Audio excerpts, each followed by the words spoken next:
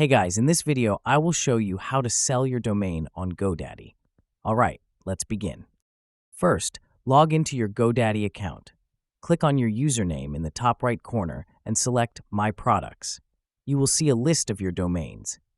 Click Manage next to the domain you want to sell. In the domain settings, click on List for Sale. A window will open where you can start the selling process. Click Get Started and enter your Buy Now price.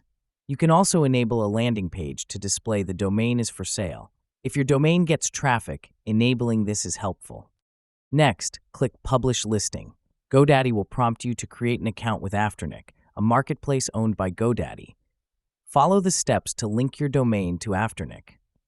Once linked, your domain will be listed for sale. You can check this by refreshing your GoDaddy page and clicking Sell Now. This will redirect you to Afternic, where you can edit the listing. You will see your Buy Now price and a minimum offer price set by default. So that's basically how you can sell your domain on GoDaddy. And that's it for this video. If you find this helpful, consider subscribing and giving this a big thumbs up. Thanks.